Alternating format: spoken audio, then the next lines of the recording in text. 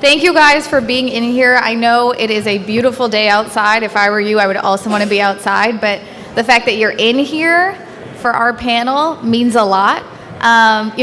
Not the craziest topic in the world, but we're going to make it crazy for you today. I am joined by these esteemed panelists. We're going to talk about, I know the title of our presentation says ETF trading in the new era. I'm going to back up because it says ETF trading the new era of T+1. It is not, we couldn't sit up here for 45 minutes talking about T+1. We got on a prep call and we said, okay, are we going to talk about T+1 for 45 minutes? There's really not that much to say for 45 minutes. I think this is a change that the industry, as we talked about, the biggest thing with trading is technology and operational advancements. T+1 is a natural step forward in progression for our industry. The change that you used to talk about was T+2. It's the same kind of thing, guys. We're talking about T+1 in a way and in a world where technology has really advanced our trading and capabilities. So I'm going to have these panelists introduce themselves. I'm going to start with you, Don, because you're closest to me. Yeah, hi, good afternoon. My name's Don O'Hara.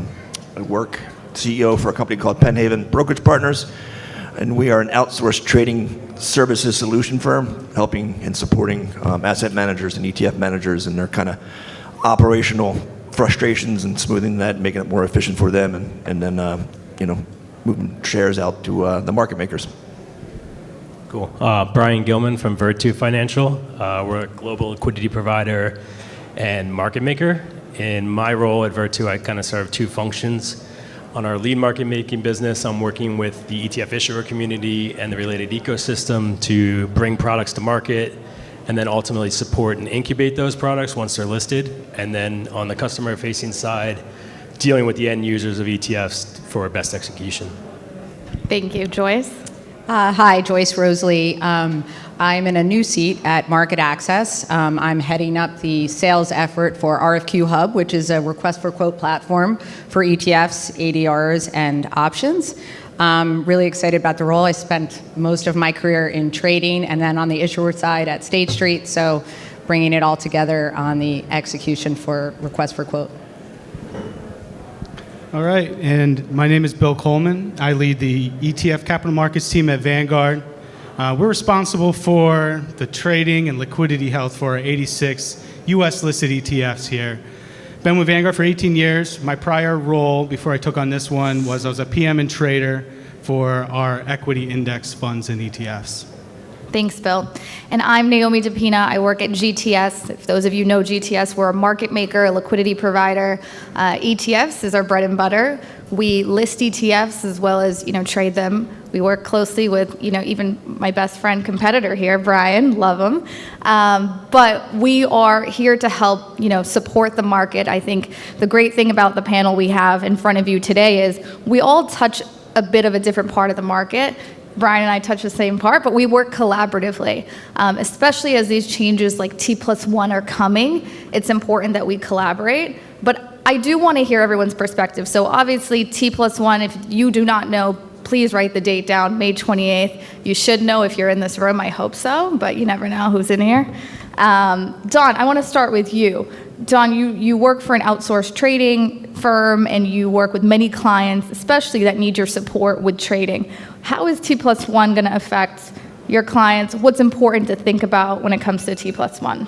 Yeah, I think what we do is we're kind of solving that operational frustration that a lot of asset managers and ETF managers have, trying to not only manage a portfolio, but also everything that happens downstream, whether it be booking the trades, building the basket, routing the basket out to the market, waiting for those fills to come back in, and then moving things downstream to DTCC through CTM and matching. It's a big operational task, and what we do, what our service is, it's a little bit different than most considered outsourced trading. We're actually a service provider, so we're actually kind of a buy side and a sell side if you look at it. So we'll go find an asset manager that just doesn't want to staff, doesn't want to invest in an OMS. They come to us, we will build that environment for them, customize it, put those fixes in lines into the brokers that they get research from, or if they have certain market makers they use. We build that whole platform out and customize it for that specific asset manager. We leverage a system, obviously, I think everybody knows, an OMS platform called ES. We have a reselling agreement with ES to kind of go out there and kind of make the clients a little bit more operational efficient.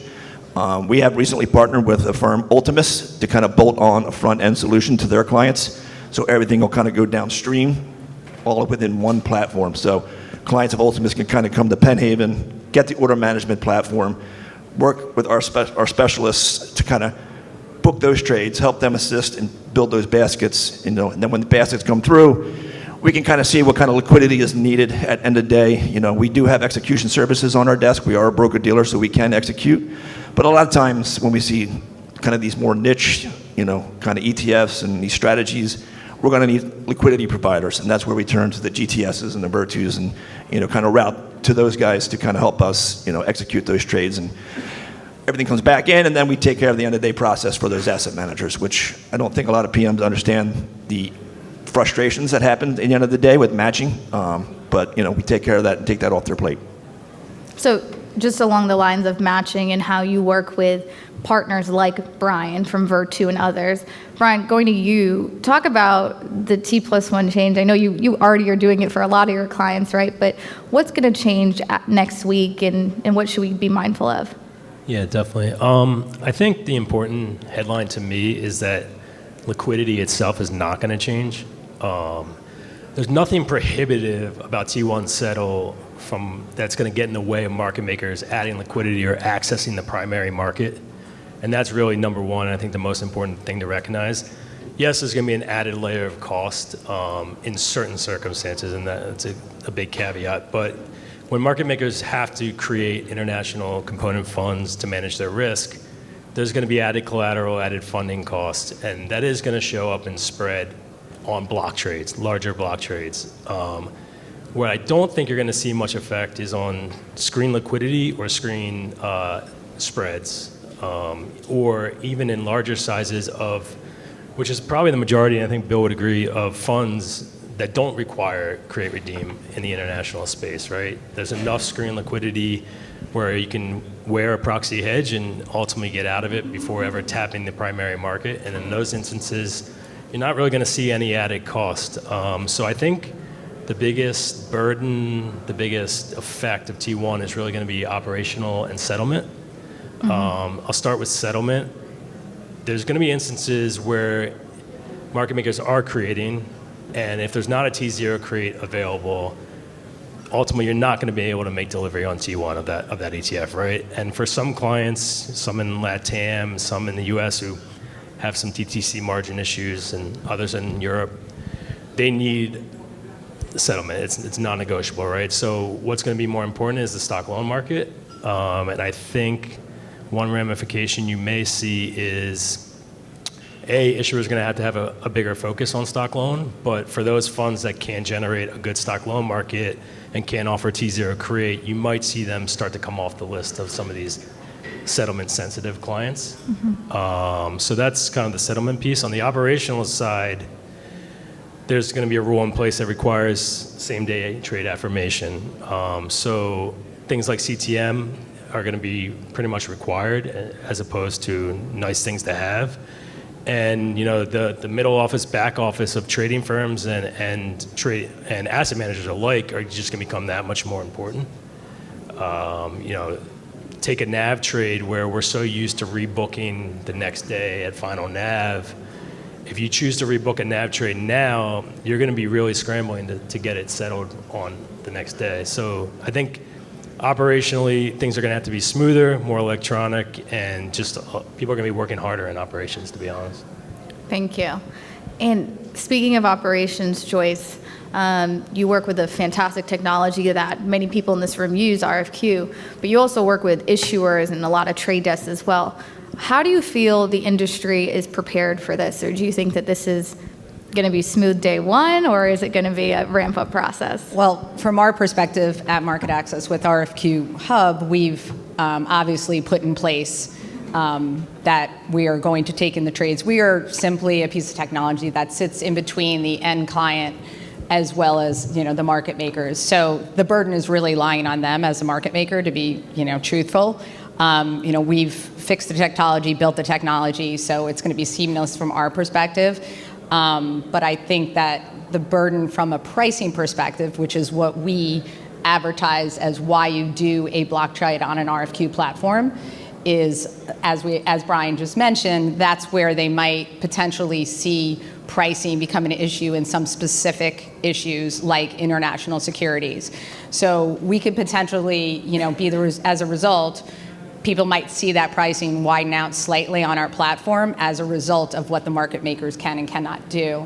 And I think that's a little of the wait and see that we have when it comes to this actual change. I think, in the end, the market makers tend to step up when they want the trades and when they have the right book in place in order to put that trade on. So I'm confident that they will be there for all the end clients when they need to be, which is then, in turn, the end investor getting the proper price from a trading and liquidity perspective. And I'm very glad you bring that point up, Joyce, just because I want this room to wake up as well in here. I want you all to raise your hand if you have heard the concern about pricing being affected with T+1. Look alive, peeps, come on. All right, good. Okay. So it's been something that, from GTS as well, and from our seats, Paul's here, Dave's here, we've heard, this being a major concern for clients. Oh, is T+1 going to mean I get worse pricing? Joyce talked about market makers, and Brian's a market maker here. Brian, before I go to you, Bill, I want Brian to comment on this as well. How is your desk preparing for this, and what will that look like? Joyce brings up international. That's great because that'll look a bit different, but T+1 and pricing, would love your comment. Yeah, I mean, again, I think you're talking about a small group of trades where pricing is going to be affected by this extra funding. The idea of building and funding into a block quote is nothing new, right? I think if you're quoting a name on a Thursday with a T-1 window and the market maker is going to hold it over the weekend, or the settlement date is going to span a weekend, there's already extra funding costs being built in to block trading. So this idea that funding and added collateral is going to disrupt block pricing, I really don't think so. I think it's going to be much smaller than people anticipate, and it's just the reality, right? We're ultimately trying to achieve something with T1 settle to reduce systemic risk, I believe, at DTC and some larger picture stuff, and that's going to come at a cost. So there is going to be some increased execution costs, but I think it's not going to be as substantial as people fear, for sure. Yeah, and it's a big fear, so I'm very happy you brought that up, Joyce. Okay, going to you, Bill, finally. You coming from one of the largest issuers, Vanguard, many people in this room come from Vanguard. Talk about Vanguard's perspective on T+1. How are you preparing for it? How are you preparing your clients? Is it really a big thing internally? What are you really talking about? Yeah, so with T1, we've been working on this for well over a year now. Not just my team, but many teams within Vanguard. And we've been partnering with our peers and other industry participants just to get ready for a move to T+1 settlement. Now, T2 to T1, not really a big deal. I kind of equate it to what happened in 2017, moving from T+3 to T+2. What is the big deal, though, is a certain portion of the flow, roughly 10 to 15% for us at Vanguard, will require shortened settlement, so T0. So in a T3 environment or a T2 environment currently, we can sell that T1. In a T1 environment, we need to be able to support T0 for this flow. So that's really where our focus has been. Just working again with industry participants on getting ready, setting up the operational processes to ensure that we could actually facilitate this flow and have it without any issues. Now, there's been a lot of talk about increased cost with moving to T+1, specifically with international equity. And I will admit there is a settlement gap here, but what is helpful to know is that over 95% of the trading in international equity ETFs stays in the secondary market. So 5% results in primary market activity through a create or redeem, where those additional costs from the settlement mismatch will be borne. But the vast majority stays in the secondary market. So not really a big deal. Our emerging markets ETF, VWO, for example, over 97% stays in the secondary market. So other concerns around FX, yeah, there'll be more FX trading outside of normal trading windows. I think the industry is going to adapt here. You're going to see more trading in that 4 to 6 p.m. window. And then the increased risk of failed trades. We will likely see some more failed trades next week, but they'll just probably settle the next day because we're currently used to T+2. So I just think like a lot of the concerns are overblown that you're seeing in Wall Street Journal, on Bloomberg as well. Makes for a nice headline that there's going to be chaos, but I don't think there's going to be. No Y2K. Bill, just to touch upon what you said with regard to, there is going to be more potential risk in FX, but as someone who grew up as a trader, I look at that as opportunity, right? And I think a lot of people will turn around and maybe turn some of that into opportunity versus look at it as risk, because there's a potential to find ways to, be creative and make money in different ways. And I think people should kind of consider that and think about that too, just as a side note. That's a good point, yeah. And Bill, one thing you said made me think of you, Don, for a second, because, Vanguard is one of the largest fund providers and ETF providers, and the liquidity on the secondary market it's just there, right? It's huge. Don, you're going to be working with Ultimus, and you have a partnership. There's a lot of boutique asset managers, and let's just say they're not as big as a Vanguard, right? Hopes and dreams, but not there. No, that's kind of our niche market. We have the boutiques that don't want to staff an operations group for settlements and trade execution. They kind of come to us, but that also kind of leaves us a little bit vulnerable as a broker dealer if we're going to actually take that trade and we can't complete it and settle it. Now I got a cost to carry with my clearing firm. So I'm taking that risk in-house, but we do work with the boutiques. That's where we partner with the bigger players like market makers like Virtu and GTS. So we see something, and we get a basket. We create a basket at 3:30, and we see there's a lot of, it's a low volume day. We're going to need help getting out of those positions or in those positions, and that's kind of where we're not going to execute it. We're going to push it off to a bigger firm, just so I'm not carrying that exposure. Thank you. Okay, so we're going to move away from T1 for a little bit. I know you guys can't wait. We'll have time for questions about T1 at the end if anyone still has a burning desire to ask anything. So going to you, Joyce, on this, because there was an acronym that Joyce and I heard a lot, maybe 4 or 5 years ago, actually probably a little more, but it was TCO. So, State Street might as well have tattooed TCO on our arms, and it means total cost of ownership. So I'm looking to you first, because as we should have matching tattoos at this point, I would love for you to describe to the audience TCO, total cost of ownership, why it's important when you're thinking about execution, and how you work with clients on that today. Yeah, I think it's so TCO, total cost of ownership. So as investment professionals in this room, whether you're an advisor or you are in the industry in general and you're looking at products, you're an investor, even on an individual basis, you look at buying a product, and there's a lot of factors. I think when it comes from an ETF perspective, the first thing someone talks about all the time is what is expense ratio, right? That is the first thing everybody looks up. You can pull it up on your Bloomberg, you could see expense ratio. That is one tiny factor. Something we talked about a lot when Naomi and I were both at State Street was liquidity and the cost of actually owning that investment vehicle that is out there. So that is where the total cost of ownership comes into effect. ETFs are a liquidity vehicle, so you have to understand when you want to buy or sell that security, what is that going to cost you?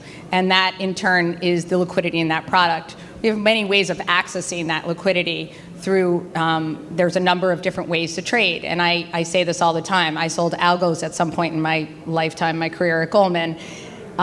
There is a time and a place for all different kinds of trades. And I think that's really important to think about when you're thinking about total cost of ownership.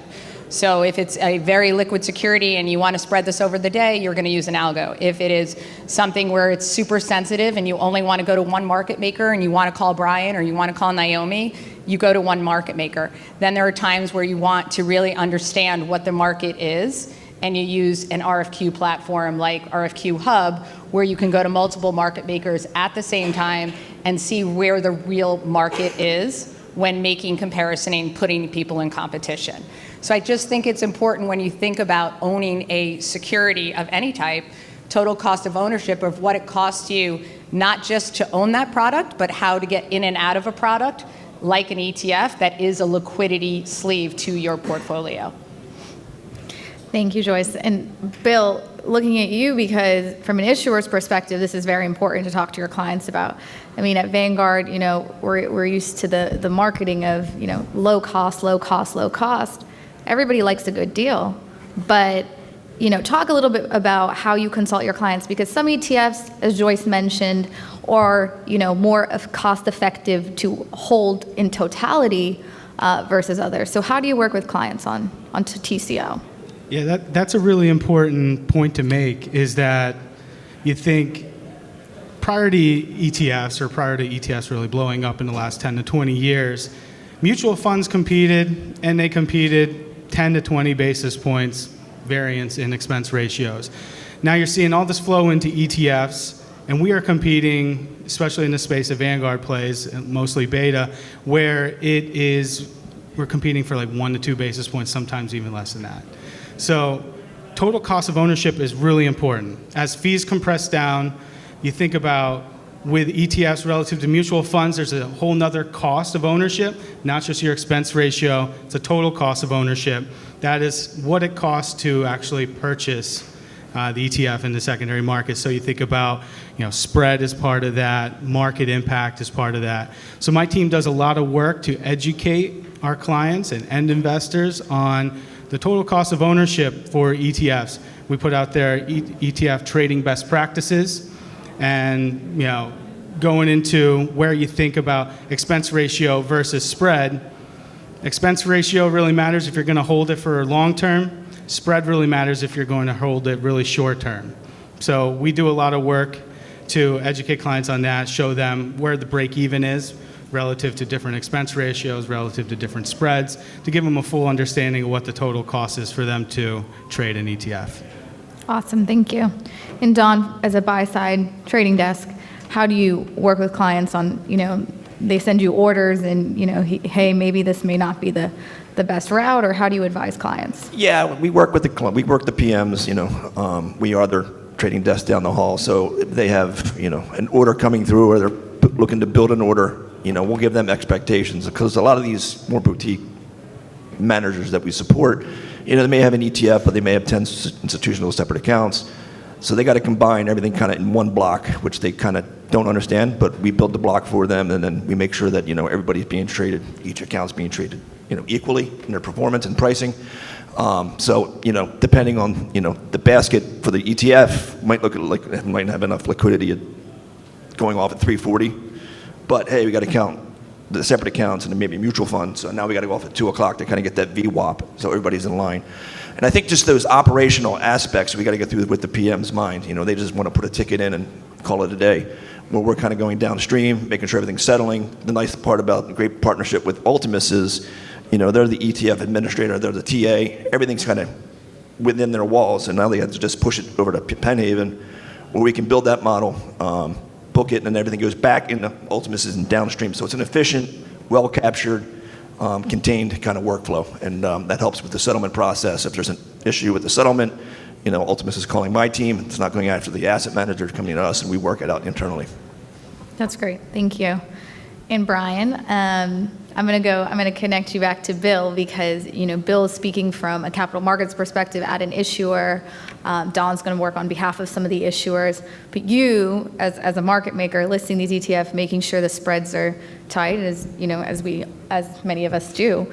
How do you see this when you work with clients? Because we can't be as biased as some, right? And we have to be completely agnostic in both of our roles. So talk about that a little bit for the audience. Yeah, I think TCO is definitely not a term that we really use on the market making desk. Kind of having to be agnostic, right? I think we're never going to talk somebody in or out of a particular name unless there's truly liquidity concern. So we kind of leave that discussion for the issuers or the asset managers due diligence team. Our job is, once they've sort of cemented themselves on a particular ticker, is to limit the execution piece of that TCO, right? To reduce the liquidity cost as much as possible. And Joyce kind of already alluded to this with sort of the various tools that the end user has for different kinds of trades. Does it make sense to RFQ? Should you go direct? Is an algo order the proper way to do it? Our job is to kind of look at that menu and say, like, this is the best route, or this is from our liquidity expertise standpoint, this is how we would trade it. And then from there, maybe go into like a sub-menu so that they are coming directly to an AP or market maker. Okay, well, how then are you going to execute it? Are you going to be in baskets? Are you going to be working the ETF itself? Should we be targeting a specific benchmark? Things like that. Yeah, so what I'm hearing from you too is being very consultative in that selection process based on liquidity, right? Because in our roles, I was at Spiders before coming to GTS, and I wanted to sell Spiders, guys. I didn't really care about, I did care. Okay, I cared about the end clients, fiduciary here. But at GTS, it's a different seat, and similar to Brian, right? We have this role that we need to take a step back and honestly analyze what may be the best ETF due to many of the things that Bill was mentioning as well, and thinking about what that break-even point would be for the client. That leads me into the next topic that we kept bringing up on our panel discussion and our prep, which was best execution, which is what many of you should care about in this room. Best execution, Brian, I'm going to go right back to you as being a trader in this. I would love for you to talk about how you see best execution, how you work with technology and other advancements. Technology has been a big focus for many trading desks, and talk about how you all leverage that. Sure. Yeah. I mean, I think technology, it's a great thing to bring up because it's kind of at the heart of everything we're doing, and it's really improved the liquidity that we see now compared to a few years ago even. I would start with RFQs, right? RFQ Hub, RFQ Platform, you're seeing so much more flow on RFQ platforms. On a given day at Virtu, we might respond to easily 2,000 RFQs. So you can't meaningfully quote, hedge, and print 2,000 RFQs a day manually. So what it's forced is a ton of automation and a ton of technological investment behind that automation, so that it's not uncommon to see firms like GTS, Virtu, Jane Street, et cetera. I left out a few, I apologize. Auto quote, hundreds of $1 million of an ETF RFQ. And on the back of that, auto hedging and managing risk in an automated fashion. And what that's done is, if you look at the end customer putting in an RFQ, right? Anytime you do an RFQ, you're essentially paying a risk premium for immediacy, right? And now, with all this automation at bigger scale, you're getting true immediacy, like you're getting quotes back in seconds, and people are acting on them in seconds, which is sometimes crazy. But also, because the hedging and the risk management piece is also being scaled up with technology, you're getting tighter pricing. That risk premium is coming down and down to the extent that RFQ makes more sense for even more orders than it used to. Now, looking at it from the flow that doesn't make sense for RFQ, right? You spoke about it. A lot of times we're consultative and we look at an order and we say, this, there's really no reason to pay the risk premium that you're going to pay for this, and check 5 people and broadcast that to the street. So for working orders, where I think the technology of market makers comes in, it looks very similar. The same kind of tools we're using to manage our risk are the same tools that we can now offer to the end client for their agency execution, right? So you think about things like smart algos, where you can go out and source ETF liquidity or single stock liquidity and do it in a way where you're not letting the street know your full intention, which is very important. And then this idea that we can dynamically determine what is the cheapest source of liquidity, which I think ultimately, when I think about best X, the best X is really getting the cheapest source of liquidity. So that could be the ETF itself. That could be the underlying basket. For equities or some fixed income names, that might be futures or CDX. And firms like ours have built tools to dynamically say, no, this is the cheapest source of liquidity, and go out and grab that. So all of that is kind of rolling up to, like I said, a best X that really is paying the least amount of money you can for liquidity. So cost efficiency, and it sounds like a lot of, automation as well. So speaking of automation, Joyce, I'm going to look at you and let's go into the RFQ. I think it's important what Brian just said is it depends on the order. Right. And I'll go Right. back to that once again. There is not a one-size-fits-all when it comes to trading and execution. And we are just another tool in the toolbox, I like to say. But when you talk about best X, I think it's very important to talk about audit trail. Because that is something compliance absolutely loves to talk about all the time, is to be able to prove you actually did the right thing. As a trader, you're constantly being second guessed as to, did I execute this properly? Because did I leave a footprint in the market? Did everybody know what I was doing or not doing? And that's really important when it comes to deciding how you're going to execute a trade. And I think going to your liquidity providers as basically resources is super important. And then using sometimes a platform like ours that then can prove, here are your 5 quotes, here's what had happened, and tick by tick exactly what happened and you can explain that to your compliance department, your auditor, or keep it on record in perpetuity. So those are all things when you're looking at a best execution that you should be considering, because that is part of, once again, going back, that total cost of ownership in any investment vehicle. Thank you. If I could just add real quick, just on the buy side, as a representative of the buy side, we have an obligation to report back to the asset managers their obligation of performing and producing best X reports. And what we do is we have a broker scorecard. So if we're sending a line out to Virtu or Jane Street or GTS, we can actually quantify the results of those executions, and then we show that to the PM saying, okay, well, next month we're going to leverage a little bit more to Virtu. We have those analytics too. Yes. Yes. Sorry, Jane. Yes. And Bill, how do you measure best execution? Not only just for your help your clients measure this, but internally at Vanguard as well. Yeah, I would say first to round this out, don't be hesitant to talk to your custodian's block desk or issuer's capital markets team. They can guide you on trading best practices. But how we really ensure best X is, first, we maintain deep relationships with virtually every ETF market maker. And then we currently have relationships with 8 lead market makers here in the US for our 86 ETFs, and also some SLMMs. And we pull in a ton of data from the exchanges. Patrick and Nabila from my team here, they could tell you just how much data we get.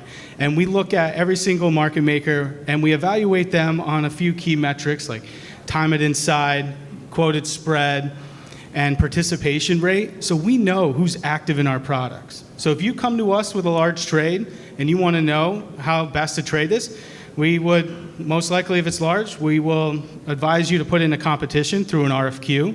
And we would give you a couple names of market makers that are very active in that particular product, all with the goal of getting you best execution for that particular order. Thank you. And because these guys are giving me the eyes over here to slowly move our way off, I'm going to add quickly to that. I think that's a great point, Bill. And I also, Joyce mentioned this and Brian mentioned this as well. There are times where you do not want the street knowing what you're trading, right? Depending on the size of your order, depending on what you're doing, we have clients that trade, and Brian and I deal with these trades on a weekly basis in large size, and you really do not want that information going to the whole street. It's best to consult with a few market makers, obviously us, and get that information back to your client. So that's very important. There's many ways, and as Joyce mentioned, we're all tools in your toolkit. Before you guys kick us off, I'm going to open it up for one question or two if we have time. Any questions in the room? Okay. Yes.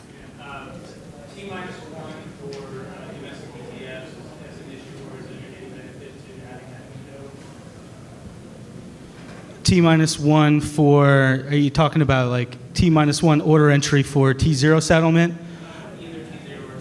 I would say there's benefit of having having it open for order entry T-1. We currently do this for all of our international equity ETFs and for our international bond ETF, just to get those orders in, even if a T-1 notification is not required.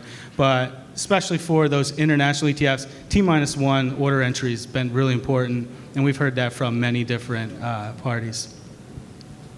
I would say it's for T0, probably also very important. Thank you.